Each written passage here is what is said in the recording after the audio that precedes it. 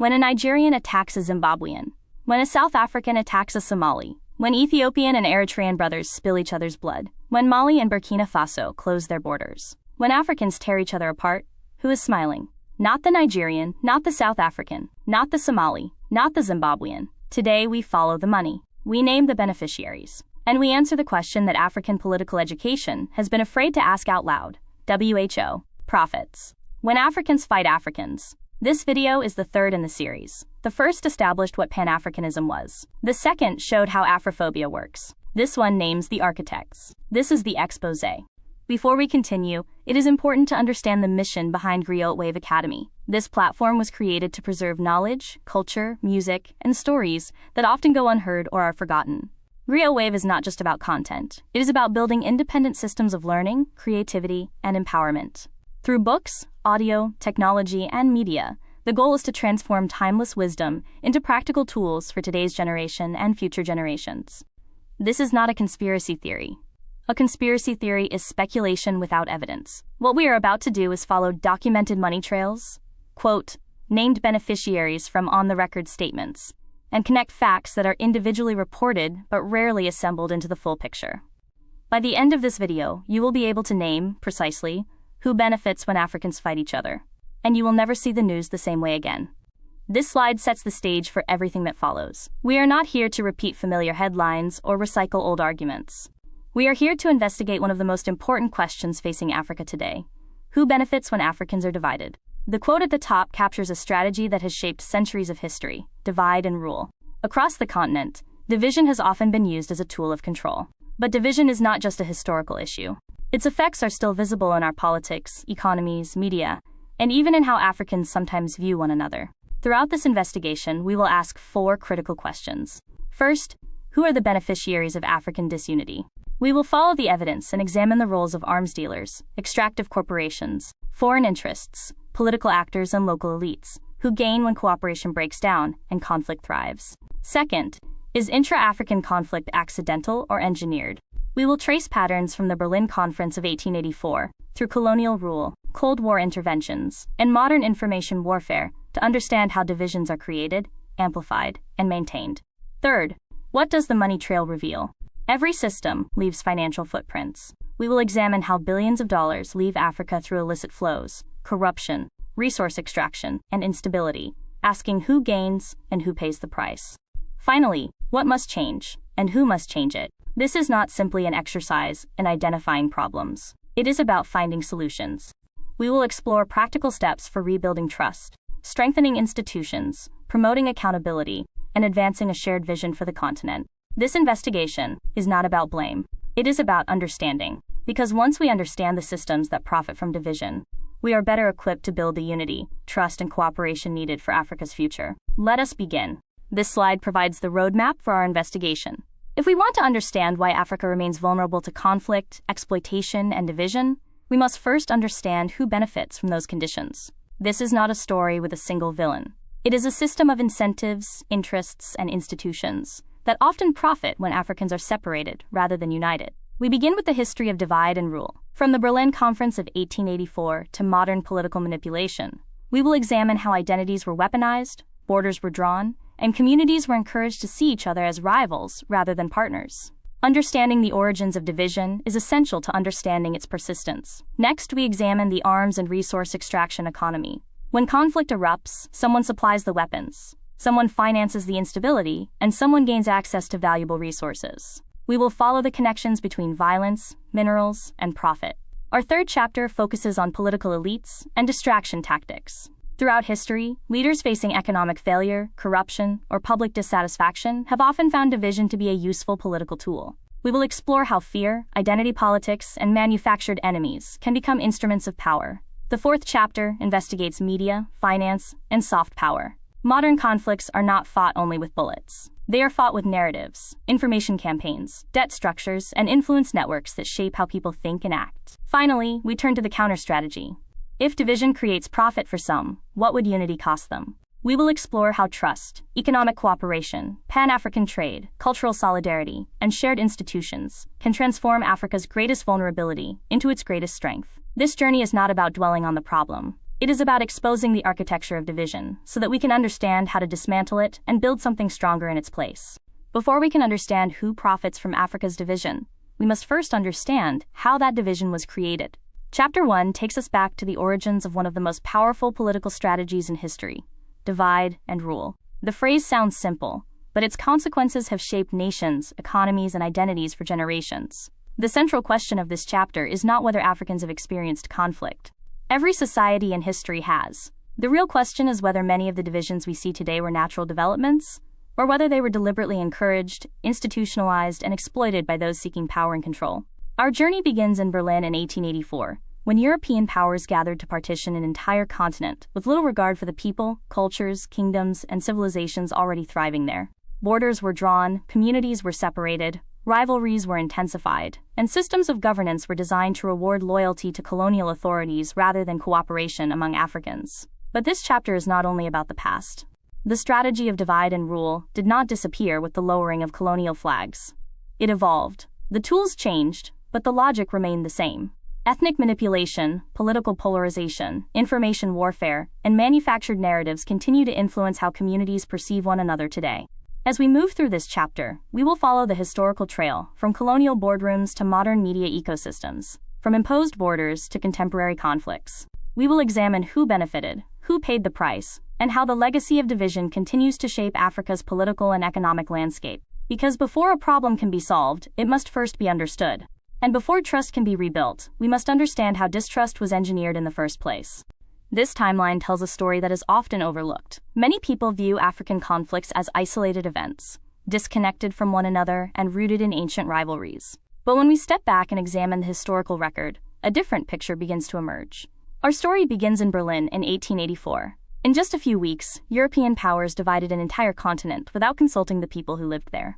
Borders were drawn to serve imperial interests, not cultural, linguistic, or historical realities. The objective was clear: reduce competition among European powers and maximize the extraction of African resources. The next stage was administrative. Colonial governments categorized populations, codified identities, and often elevated some groups over others. What had once been fluid social identities became rigid political categories. Division was no longer incidental. It became a tool of governance. As independence movements gained momentum, many of Africa's most visionary Pan-African leaders faced immense resistance. Leaders who advocated unity and self-determination often found themselves opposed by powerful interests that preferred a fragmented continent. The struggle was no longer direct colonial rule, but influence over the future direction of newly independent states. The Cold War intensified these dynamics. African nations became battlegrounds for competing global ideologies. External powers armed rival factions, turning local disputes into prolonged and devastating conflicts. The tragedy of Rwanda and the ongoing crisis in the Democratic Republic of Congo remind us that the consequences of these systems did not end with colonialism. Historical divisions, resource competition, and external interests continue to intersect in ways that carry profound human costs. The key lesson of this timeline is not that Africans lack agency. It is that division has often been incentivized, reinforced, and exploited by actors who benefit from instability. When viewed together, these events reveal something larger than coincidence. They reveal a recurring pattern. Where division grows, someone profits. Understanding that pattern is the first step toward breaking it. One of the most important ideas in this presentation is that systems of control evolve. They rarely disappear. The tools may change, the language may change, and the institutions may change, but the underlying objectives often remain remarkably similar. On the left side of this slide, we see familiar tactics from the colonial era. Colonial administrations categorized populations, elevated some groups over others, manipulated local leadership, and drew borders that disrupted existing social, economic, and cultural relationships. These policies were not random. They were designed to make governance easier, resistance weaker, and resource extraction more efficient. Now look at the right side of the slide. The methods are different, but the logic is strikingly familiar. Instead of colonial census systems, divisions can be amplified through media narratives and identity-based politics. Instead of direct military occupation, influence may be exercised through security partnerships, financial leverage, debt structures, or external support for competing factions. The key point is not that history repeats itself exactly. It does not. Rather, the mechanisms of division adapt to new realities. What once required colonial administrators may now be achieved through information campaigns, economic dependency, political incentives, or strategic influence. This is why understanding history matters. If we focus only on today's events, we may miss the deeper patterns connecting them. But when we place past and present side by side, we begin to recognize recurring strategies that exploit existing tensions and prevent collective action. The question for us is not simply whether these dynamics exist. The question is whether we can identify them early enough to resist them. Because every successful divide and rule strategy depends on one thing: people failing to recognize that they are being divided. The moment that pattern becomes visible, the strategy begins to lose its power. This slide brings us to the heart of the investigation: incentives. To understand why division persists, we must ask a simple but powerful question: who benefits from it? Conflict is often presented as chaos, but for certain actors, chaos can be extremely profitable. The figures on this slide are not just statistics. They represent systems of gain that thrive when instability, distrust, and fragmentation prevent collective action. Consider the arms industry. Every conflict creates demand for weapons, ammunition, training, and security services. While communities bear the human cost, suppliers often see increased revenues. Next, look at extractive industries. Many of Africa's most resource-rich regions have also experienced some of its longest-running conflicts. The Democratic Republic of Congo alone possesses immense mineral wealth that powers modern technologies worldwide. The question is not whether resources are valuable. The question is who controls access to them and under what conditions. Then there are illicit financial outflows. Tens of billions of dollars leave Africa each year through corruption, tax avoidance, smuggling, and illegal transfers. Resources that could build schools, hospitals, roads, and industries often disappear into offshore accounts and foreign financial systems. Debt structures also deserve scrutiny. Regardless of political instability or economic shocks, debt repayments continue. This creates a system where financial obligations can outlast crises, placing long-term pressure on development. We must also acknowledge the role of political elites. Across decades, vast sums have been lost to corruption and mismanagement, often enabled by systems that reward division over accountability. Finally, information itself has become a battleground. Media influence operations, narrative shaping, and strategic communication campaigns can shape public opinion, amplify tensions, and influence political outcomes. The key takeaway is simple: division is not only a social problem, it is also an economic model. Wherever conflict persists, follow the incentives, follow the money, and follow the beneficiaries. Very often, the trail leads to those who profit most from keeping people apart. As we begin Chapter 2, we move from the history of division to the economics of division. If Chapter 1 asked how conflict is created and sustained, this chapter asks a more uncomfortable question: who profits when conflict continues? Wars are often described as tragedies, and they are, but they are also markets. Behind every prolonged conflict lies a network of suppliers, financiers, brokers, contractors, and resource interests that can benefit from instability. While ordinary people lose homes, livelihoods, and loved ones, others may gain access to minerals, strategic territory, political influence, or lucrative contracts. This chapter follows three critical questions. First, who sells the weapons? Modern conflicts require a constant flow of arms, equipment, training, and logistical support. Weapons do not appear by accident. They move through supply chains that connect battlefields to boardrooms across the world. Second, who mines the minerals? Many of Africa's conflict zones sit atop some of the planet's most valuable resources: gold, diamonds, cobalt, coltan, lithium, oil, and rare earth minerals. These resources power industries worth trillions of dollars globally. We will examine how instability can create opportunities for extraction while weakening local oversight and accountability. Third, who pays the price? The answer is often the communities living closest to the resources. Families displaced by violence, young people drawn into armed groups, regions trapped in cycles of poverty, despite extraordinary natural wealth. The central argument of this chapter is simple: conflict is rarely just a political event. It is often an economic ecosystem. To understand why some crises persist for decades, we must look beyond the headlines and follow the incentives, the contracts, the supply chains, and the money. Because when we understand who benefits from instability, we begin to understand what must change to create lasting peace and shared prosperity. This slide forces us to confront a difficult reality. War is not only a humanitarian crisis, it is also a business. Behind every prolonged conflict are supply chains, contracts, manufacturers, brokers, and geopolitical interests that often benefit from instability. The chart on the left highlights some of the world's largest arms exporters to Africa. These sales are frequently justified as supporting national security, counterterrorism, or regional stability. Yet the same regions receiving military assistance often remain trapped in cycles of violence for years, or even decades. This raises an important question. If the goal is peace, why does the demand for weapons continue to grow? The answer lies partly in economics. Peace can be bad for business. A weapon is valuable only when someone believes it may need to be used. Every escalation creates new demand for equipment, ammunition, training, maintenance, and replacement stock. The longer a conflict lasts, the larger the market becomes. The examples on the right illustrate how this dynamic can play out. In many conflicts, different external actors support competing factions, directly or indirectly. While communities suffer the consequences, arms manufacturers and intermediaries often continue to profit regardless of which side gains ground. The Sahel region provides another example of how multiple international powers can become involved simultaneously, each pursuing its own strategic interests. As insecurity grows, military spending often increases, creating a cycle in which instability generates demand for more security solutions. Perhaps most significant is the role of small arms and light weapons. These are inexpensive, durable, easy to transport, and capable of sustaining conflicts long after international attention has moved elsewhere. They are often the tools that transform tensions into prolonged violence. The purpose of this discussion is not to simplify complex conflicts or assign blame to a single actor. It is to recognize that where war persists, there are often economic incentives operating behind the scenes. To understand conflict, we must not only follow the battlefield, we must follow the business model that profits from it. This slide highlights one of the most uncomfortable realities of the modern global economy. Many of the technologies that power our daily lives depend on minerals extracted from some of Africa's most unstable regions. Look at the pattern. Cobalt powers electric vehicle batteries and smartphones.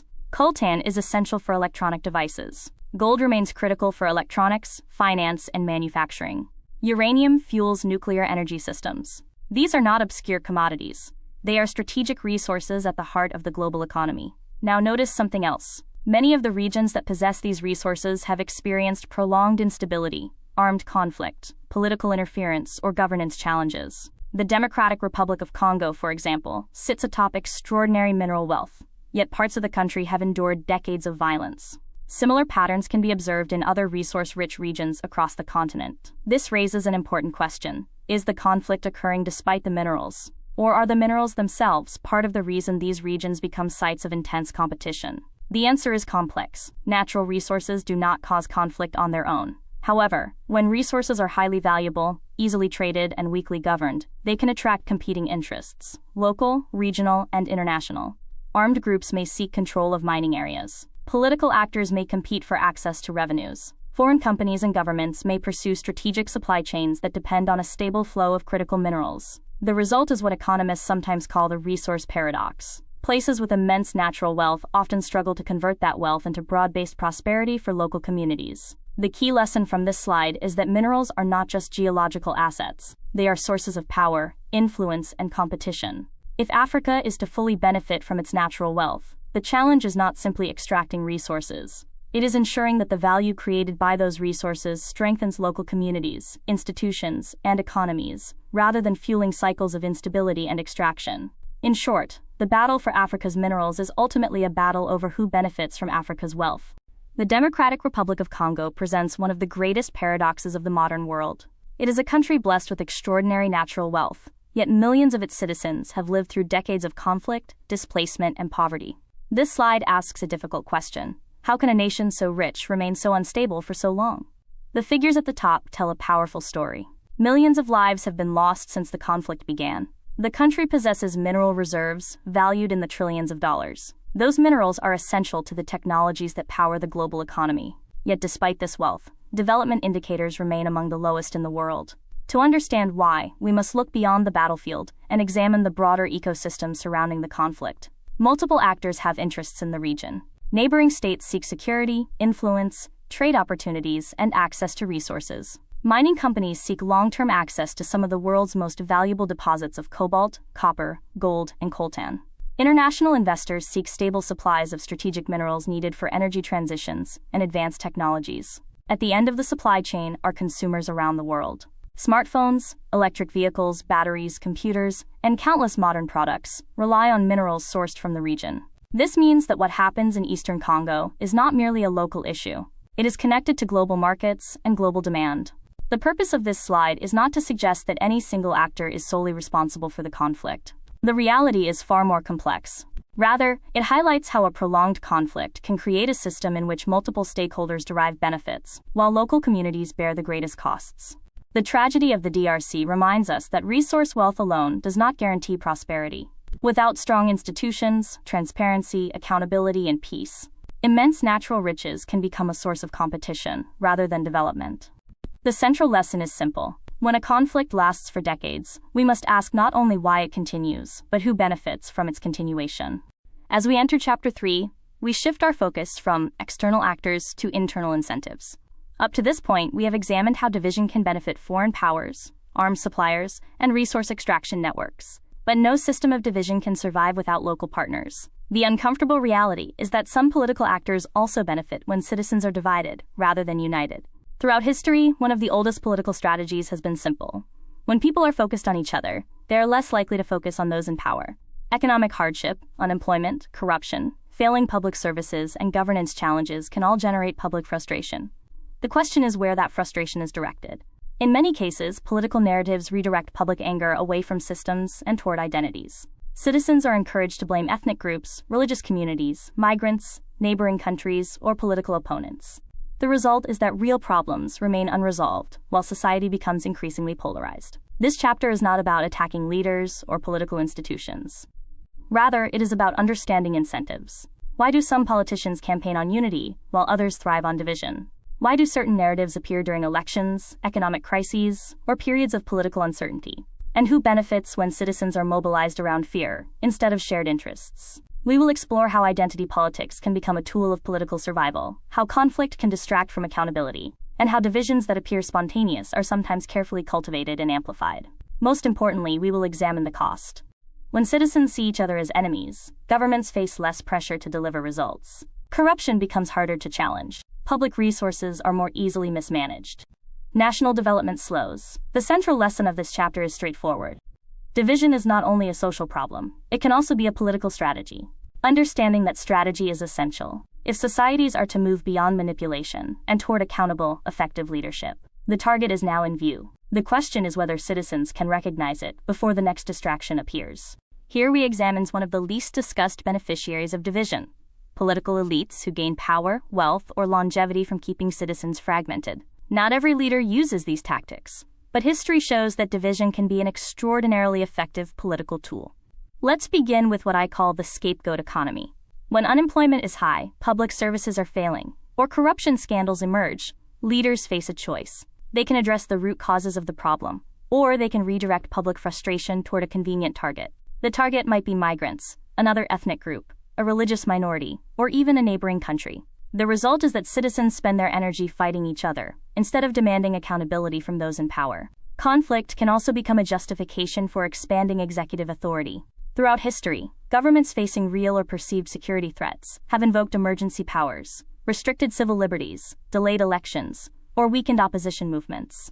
Fear often creates conditions where citizens are willing to surrender freedoms in exchange for promises of security. Another powerful incentive is money. Military spending, emergency procurement, security contracts, and crisis response budgets frequently operate with less public scrutiny than other areas of government spending. In environments with weak oversight, conflict can create opportunities for corruption, patronage, and elite enrichment, while ordinary citizens bear the cost. Finally, there is ethnic arithmetic politics. Rather than competing on performance, policies, or development outcomes, some politicians build electoral coalitions around identity. Fear becomes a campaign strategy. Division becomes a political product. Communities are encouraged to vote not for a vision of the future, but against a perceived threat. The purpose of this discussion is not to suggest that all conflicts are manufactured, or that all leaders act in bad faith. Rather, it is to understand incentives. When division delivers votes, money, or political survival, it can become self-sustaining. The lesson is simple. Whenever a leader asks citizens to fear one another, it is worth asking a second question. Who benefits from that fear? Often, the answer reveals more than the rhetoric itself. Up to this point, we have discussed systems, incentives, and patterns. But behind every statistic are real people, real communities, and real human consequences. This slide brings the discussion down from theory to reality by examining 3 case studies where conflict generated political, economic, or strategic benefits for some actors, while imposing devastating costs on ordinary citizens. The first case is Libya after 2011. Following the collapse of the Gaddafi government, the country became fragmented among competing factions, regional powers, and foreign interests. Control of oil infrastructure became a central objective, while rival governments and armed groups competed for legitimacy and resources. The result was years of instability, economic disruption, and immense suffering for the Libyan people. The second case is South Sudan. Born from decades of struggle and hope, the world's newest nation quickly descended into civil war. What should have been a story of national renewal became a story of competing factions, resource competition, and prolonged violence. While political and military actors fought for power, millions of citizens paid the price through displacement, poverty, and insecurity. The third case is the Tigray conflict in Ethiopia. A political dispute escalated into one of the deadliest conflicts of the 21st century. Hundreds of thousands of lives were affected, entire communities were devastated, and yet much of the world paid limited attention. The conflict demonstrates how rapidly political tensions can evolve into humanitarian catastrophe. These cases differ in their histories, actors, and circumstances, but they reveal a common lesson. When conflict becomes profitable, whether politically, economically, or strategically, it can become remarkably difficult to end. The most important question is not simply who gained influence, territory, or resources. It is who paid the price. In every case, the answer is largely the same: ordinary citizens. That is the human cost of division. And it is why understanding these patterns matters. If you are serious about Africa's future, you must also become serious about personal growth, execution, discipline, entrepreneurship, and building. Knowledge without implementation changes nothing. That is exactly why I'm building the GrioWave Inner Circle, an execution-focused community for builders, creators, entrepreneurs, and purpose-driven individuals. A space focused on accountability, implementation, entrepreneurship, transformation, AI and digital leverage, community, and real progress. Weekly live sessions, execution systems, focused builders, real conversations, real growth. If you are tired of consuming endlessly and ready to start building intentionally, scan the QR code or use the link below to join the early interest list. Stop consuming, start building. Don't build alone. Join the GrioWave Inner Circle and connect with a community focused on real execution and transformation. Scan the QR code to begin. This slide highlights a critical truth. The greatest cost of conflict is often not what happens on the battlefield, but what happens while everyone's attention is fixed on it. The quote at the top captures the central idea. When societies become consumed by ethnic tensions, political rivalries, or armed conflict, they often stop asking deeper questions. Who is benefiting? Where is the money going? What opportunities are being lost? What decisions are being made beyond public scrutiny? Consider illicit capital flight. Every year, enormous amounts of wealth leave the continent through corruption, tax avoidance, profit shifting, and illicit financial flows. While public attention focuses on conflict and crisis, resources that could fund infrastructure, healthcare, education, and industrial development quietly disappear. Conflict also creates opportunities for land acquisition and resource concessions. Communities displaced by violence are often in the weakest position to defend their economic interests. Major agreements can be signed while local populations are focused on survival rather than oversight. The political consequences can be equally significant. Emergency measures introduced during periods of insecurity often outlive the crises that justified them. Restrictions on civil liberties, weakened institutions, and reduced accountability can become permanent features of governance. Then there is the opportunity cost. Every dollar spent on conflict is a dollar not invested in schools, research, innovation, healthcare, or job creation. The result is a generation of lost potential that rarely appears in official casualty figures. Perhaps most tragic is the impact on public health and human development. Hospitals, clinics, and social services are often neglected, while security spending expands. The effects can persist for decades, long after the conflict itself has faded from the headlines. The central lesson of this slide is simple. Conflict is not only destructive because of what it does. It is destructive because of what it prevents. While people are focused on surviving today's crisis, tomorrow's opportunities are quietly slipping away. That hidden cost may be the most expensive consequence of division of all. As we begin Chapter 4, we move into a battlefield that most people never see. Unlike wars fought with guns, tanks, or militias, these conflicts are fought with narratives, information, debt agreements, media influence, and economic leverage. The weapons are often invisible, but their impact can be just as profound. Throughout history, power has not depended solely on military strength. It has also depended on the ability to shape how people think, what they fear, what they believe, and what they consider possible. In the modern world, influence frequently travels through news networks, social media platforms, think tanks, development programs, financial institutions, and diplomatic relationships. This chapter explores what we might call the invisible architecture of division. Information wars shape public perception. Narratives can unite societies or turn communities against one another. Repeated often enough, a story can become accepted as reality, regardless of who benefits from it. We will also examine the role of finance. Debt is not inherently harmful. Many nations use borrowing to finance development. However, debt can create dependency when repayment obligations limit policy choices or force governments into decisions that prioritize creditors over citizens. Economic pressure can sometimes achieve what military intervention cannot. Soft power operates in a similar way. It is the ability to influence outcomes without direct force. Through culture, media, funding, education, diplomacy, and strategic partnerships, powerful actors can shape agendas, priorities, and public discourse across borders. The key point of this chapter is not that all foreign influence is negative, or that all financial relationships are exploitative. Rather, it is that power often works most effectively when it is least visible. If previous chapters examined who profits from conflict and division, this chapter asks a deeper question. Who shapes the stories, incentives, and systems that make those divisions possible in the first place? Because before people fight on the battlefield, they are often persuaded in the battle for perception. And whoever controls perception can influence reality itself. We now explore a powerful reality of the modern world. Before conflicts are fought on the ground, they are often fought in people's minds. Narratives shape perception shapes behavior, and behavior shapes political outcomes. Let's begin with international media. Media organizations play an important role in informing the public, but the way a story is framed can profoundly influence how it is understood. Some conflicts receive extensive coverage, while others receive limited attention. When complex crises are reduced to simple explanations, such as tribal conflict or ethnic violence, deeper questions about economics, governance, resources, and external interests can disappear from the conversation. Social media has accelerated this challenge. Modern algorithms are designed to maximize engagement, and outrage often travels faster than nuance. Fear, anger, and division generate clicks, shares, and advertising revenue. As a result, content that inflames tensions can spread more rapidly than content that promotes understanding. In fragile environments, this can have serious, real-world consequences. We must also recognize the growing role of information operations.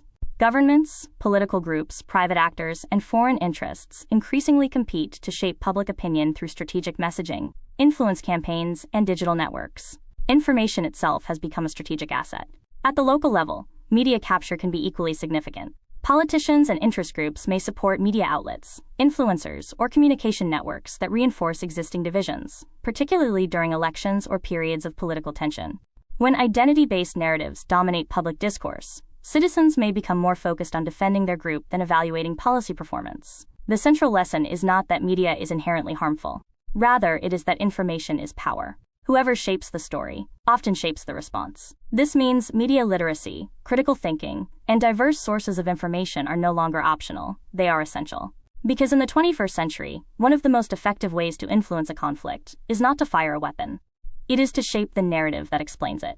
This slide asks us to think about power in a different way. Not power exercised through armies or political speeches, but power exercised through financial systems. Because in the modern world, the most effective forms of control are often economic rather than military. Look first at the chart on the left. One of the striking observations is that debt servicing consumes an enormous share of resources that could otherwise be invested in healthcare, education, infrastructure, and job creation. Every dollar used to service debt is a dollar unavailable for building the foundations of long-term stability and development. The central argument of this chapter is not that debt itself is inherently bad.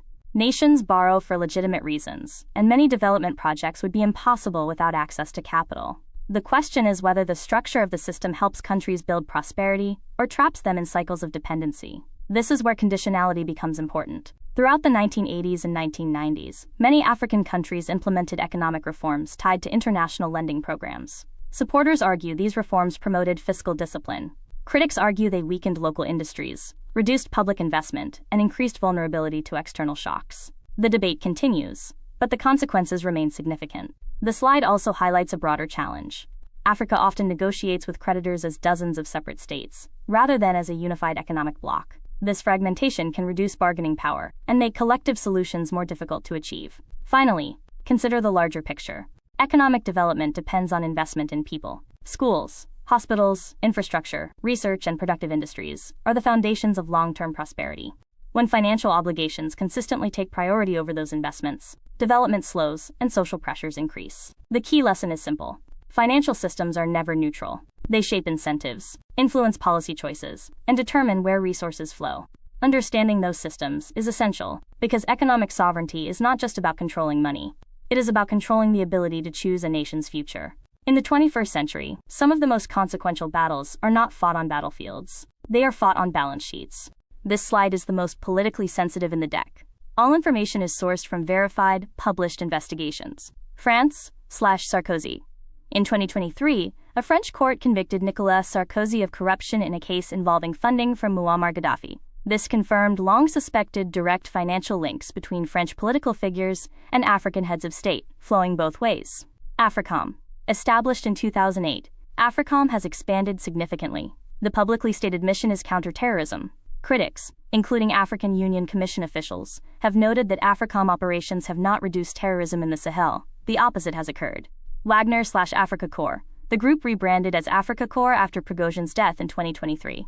Payment structure documented by UN sanctions committees. Gold mining rights in Sudan Est. $1 billion plus annually. Diamond concessions in CAR. The pattern is consistent. Security for resources. China's $148 billion, estimated from Aid Data's 2021 China-Africa lending dataset.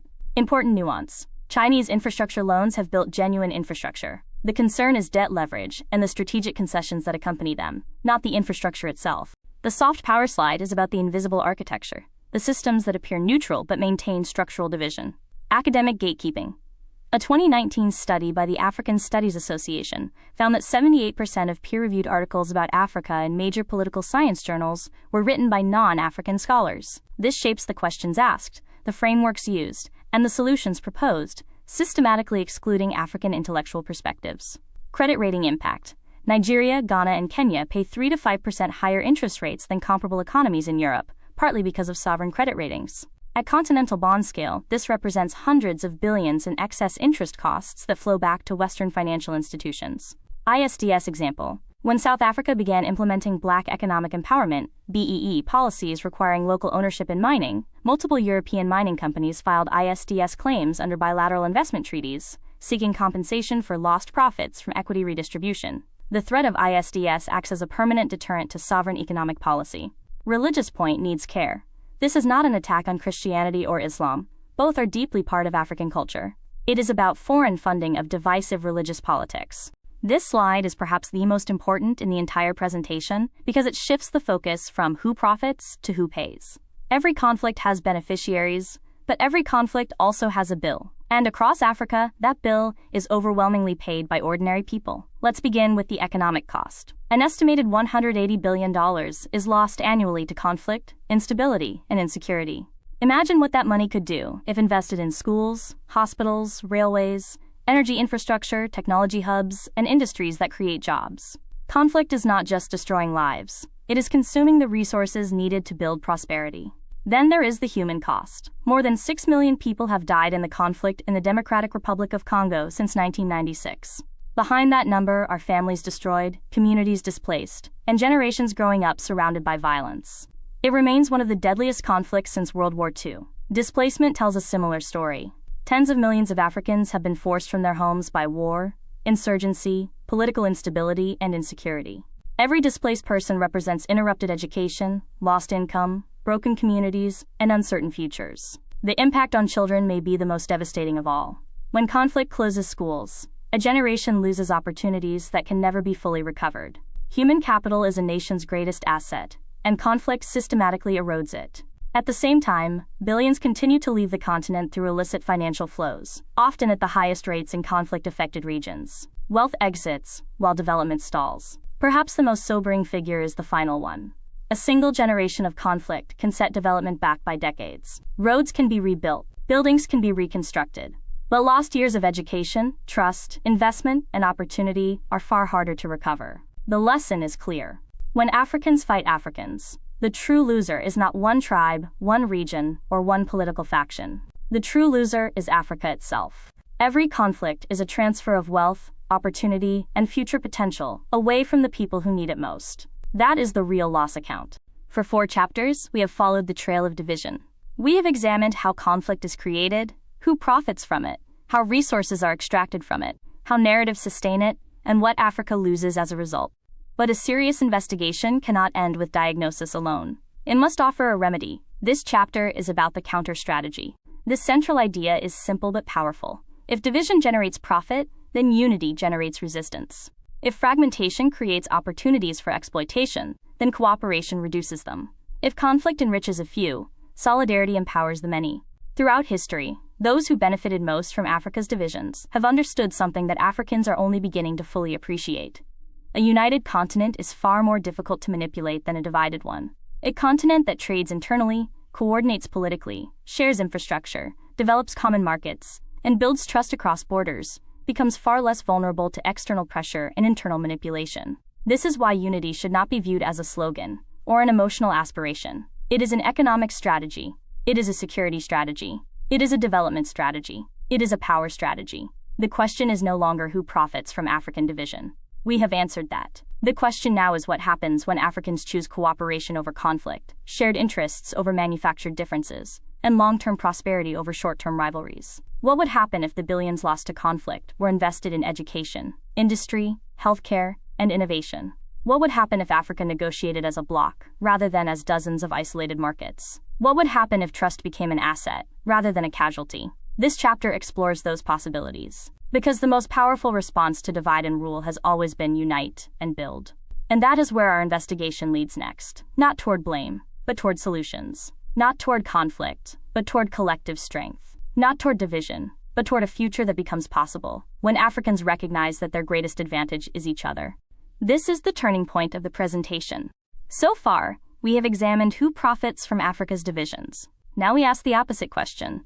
What would happen if those divisions disappeared? The answer is simple. Unity would be costly for those who benefit from fragmentation. A more peaceful and coordinated Africa would reduce demand for weapons, military interventions, and conflict spending.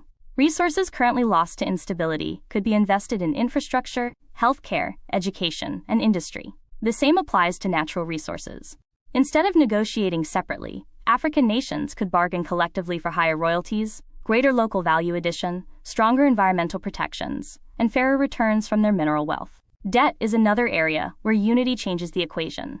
A coordinated continental approach would strengthen Africa's negotiating power, allowing countries to pursue financing and restructuring arrangements that better serve long-term development. Monetary cooperation could further expand intra-African trade, increase economic resilience, and reduce dependence on external financial centers. Perhaps most importantly, unity would transform the information landscape. Stronger African media institutions would allow Africans to tell their own stories, set their own priorities, and shape global perceptions. Narrative power influences investment, diplomacy, public opinion, and policy. The deeper lesson is that unity is not merely an emotional aspiration. It is a strategic asset. It changes negotiating power, economic outcomes, and who captures value from Africa's future. Seen this way, resistance to African cooperation becomes easier to understand. The stakes are not symbolic. They are economic, political, and strategic. The question is no longer whether unity has value. The question is whether Africans recognize how much power they already possess when they act together. This slide shifts the conversation from what Africa loses through division to what Africa gains through unity. For much of this presentation, we have focused on conflict, extraction, and fragmentation. Now we focus on potential. The numbers on this slide tell a remarkable story. A united Africa would represent a market of approximately 1.4 billion people, the largest single free trade area in the world. That is not just a demographic statistic. It is economic leverage. Every major global power understands the value of scale. The larger the market, the greater the negotiating power. Economically, a fully integrated African market would already rank among the world's largest economies. Yet the true significance lies not in current GDP but in future growth. Africa remains one of the fastest-growing regions on Earth, with enormous room for industrial expansion, technological innovation, and value-added production. Consider agriculture. Africa contains roughly 60% of the world's uncultivated arable land. At a time when food security is becoming a global concern, this represents a strategic asset of immense importance. A continent capable of feeding itself and contributing to global food supply holds significant influence. The same is true for minerals. From cobalt and lithium to rare earth elements and platinum group metals, Africa possesses a substantial share of the resources required for the global energy transition and advanced manufacturing industries. These resources power the technologies of the future. Perhaps most important is Africa's demographic advantage. By 2060, a significant share of global workforce growth will come from Africa. While many regions face aging populations, Africa is becoming younger, more connected, and increasingly entrepreneurial. The central message of this slide is simple. Africa is often discussed in terms of its problems. But when viewed through the lens of economics, demographics, resources, and human potential, the continent's greatest story is not its challenges, it is its possibilities. The mathematics are straightforward. Individually, African nations possess influence. Together, they represent one of the most significant economic and strategic forces of the 21st century. That is why unity matters, not as an ideal, but as a multiplier of power. These are not hypothetical examples. They are historical facts. 1973 oil example. This is undertoot. African oil producers, Algeria, Libya, Nigeria, participated in the OAPEC embargo that caused the 1973 oil crisis. The Western economies went into stagflation. African nations held enormous leverage and used it. The question is why this coordinated approach was not sustained. ECOWAS Military, ECOMOG, ECOWAS Monitoring Group, was the world's first regional military peacekeeping force. It operated in Liberia from 1990 and Sierra Leone from 1997, largely without Western support. It worked. Nigeria bore most of the financial cost. AU vaccines. The AVAT, African Vaccine Acquisition Trust, secured 400 M. Johnson & Johnson doses in 2021 at a negotiated price. The price achieved was approximately 30% lower than comparable bilateral deals, demonstrating collective bargaining power.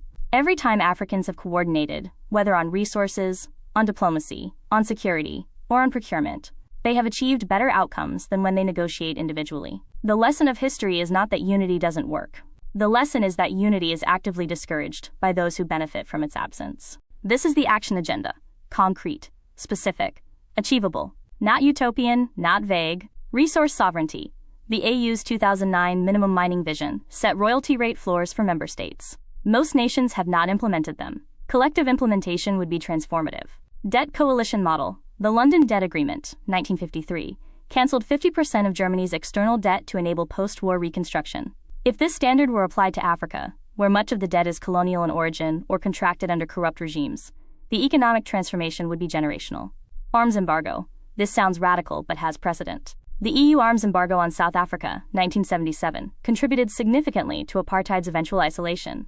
An African-led arms embargo on suppliers to African conflict zones would be far more impactful than any UN resolution.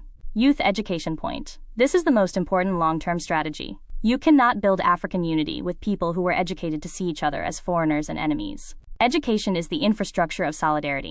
As we approach the conclusion of this investigation, we must address one of Africa's most underutilized strategic assets, its diaspora. Too often, the diaspora is viewed simply as a source of remittances. In reality, it is far more than that. It is a global network of professionals, students, entrepreneurs, academics, journalists, lawyers, policymakers, and creators, positioned inside many of the institutions that shape the modern world. The numbers alone are significant.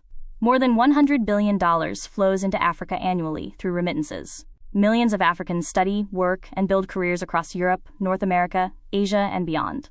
This means the diaspora occupies a unique position, connected to Africa, yet operating within systems that influence global finance, media, politics, and commerce. This creates opportunities. Investigative pressure is one of them. Diaspora researchers, journalists, lawyers, and academics often have access to public records, legal mechanisms, and information channels that may be difficult to access elsewhere. Transparency begins with evidence, and evidence often begins with investigation. Political engagement is another area of influence. Diaspora communities vote, organize, advocate, and engage with policymakers in countries that play major roles in African affairs. Their voices can shape conversations around trade, development, migration, debt, and conflict. Economic power may be even more important. Every remittance, investment, business partnership, and entrepreneurial venture represents an opportunity to strengthen African institutions and expand economic independence. Collective investment can become a force for long-term development rather than short-term consumption alone. Finally, there is narrative power. For generations, many stories about Africa have been told by others. Today, African creators, educators, journalists, filmmakers, podcasters, and digital entrepreneurs are building alternative information networks that reach millions of people worldwide. They're reshaping how Africa sees itself and how the world sees Africa. The central message of this slide is simple. The diaspora is not outside the African story. It is one of its most important chapters. If unity is the strategy, then the diaspora is one of the bridges capable of turning that vision into reality. The question is not whether the diaspora has power. The question is how that power will be used. This slide serves as both a warning and a reflection. Throughout this presentation, we have examined the mechanisms of division, extraction, dependency, and profit. What is striking is that many of these patterns were identified decades ago by some of Africa's most influential thinkers and leaders. Kwame Nkrumah warned that political independence without economic sovereignty would leave African nations vulnerable to external control. He argued that the most powerful forms of domination would no longer come through direct colonial rule, but through economic structures, financial dependence, and influence exercised from a distance. His concern was that independence could become symbolic if control over resources, finance, and development remained elsewhere. Walter Rodney challenged the idea that African underdevelopment was inevitable. He argued that poverty and underdevelopment were not accidents of history, but the result of specific historical processes that transferred wealth outward, while limiting local industrial and economic growth. His work encouraged Africans to look beyond symptoms and examine underlying structures. Thomas Sankara raised difficult questions about debt, self-reliance, and collective action. He believed that development required confidence in African solutions and warned that excessive dependence on external financing could constrain national decision-making. His call for cooperation remains relevant in discussions about economic sovereignty today. Patrice Lumumba spoke passionately about ensuring that the wealth of resource-rich nations benefited their own people. He understood that political independence would have limited meaning if economic resources continued to enrich others, while local populations remained excluded from the benefits. Whether one agrees with all of their conclusions or not, these leaders shared a common theme. They believed Africa's future depended on unity, economic self-determination, and control over its own resources and institutions. The significance of this slide is not simply that these individuals made important observations. It is that many of the questions they raised remain unresolved today. Their message was ultimately a call to think critically, act collectively, and recognize that political freedom, economic freedom, and intellectual freedom are deeply connected. The challenge they left behind is now ours to answer. We have reached the final slide, but this is not the end of the investigation. In many ways, it is the beginning. Everything we have discussed, from divide and rule to resource extraction, debt systems, media narratives, and political manipulation, leads to a single question. What do we do with this knowledge? Because knowledge without action changes nothing. The first step is to know. Learn the history. Study the systems. Read the thinkers who warned about these challenges decades ago. Follow credible investigative journalism. Examine evidence. Ask deeper questions. Whenever you hear a story framed as a simple tribal, ethnic, or religious conflict, ask who benefits, who profits, and what interests are being protected behind the headlines. The second step is to act. Accountability does not happen by itself. Citizens, voters, journalists, researchers, and activists all have a role to play. Support transparency. Support ethical business practices. Support policies that strengthen African cooperation, fair trade, responsible resource management, and long-term development. Every institution responds to pressure when enough people demand change. The third step is to build. The strongest response to division is not outrage, it is construction. Build networks, build businesses, build knowledge communities, build Pan-African partnerships, build media platforms that tell African stories through African perspectives. Build economic relationships that strengthen cooperation instead of competition. Most importantly, remember that the future is not determined by those who profit from division. It is determined by those who choose cooperation despite it. The counter-strategy begins with ordinary people making different choices. What they learn, what they support, what they share, what they invest in, and what they build together. If division is a system, then unity must become a practice. And if there is one message to take away from this entire presentation, it is this. Africa's greatest resource is not its minerals, its oil, its land, or its markets. It is Africans. The moment Africans begin to see one another as partners rather than rivals, the mathematics of the continent changes forever. This final slide is not designed to leave us with statistics. It is designed to leave us with a question. Throughout this presentation, we have followed the money, the incentives, the supply chains, the political interests, the media narratives, and the historical patterns. We have examined who benefits when Africans are divided, who profits when conflicts continue, and who gains when mistrust replaces cooperation. The message of this slide is simple. Conflict is rarely profitable for the people fighting it. When communities turn against one another, the consequences are immediate. Lives are lost, businesses collapse, schools close, and families are displaced.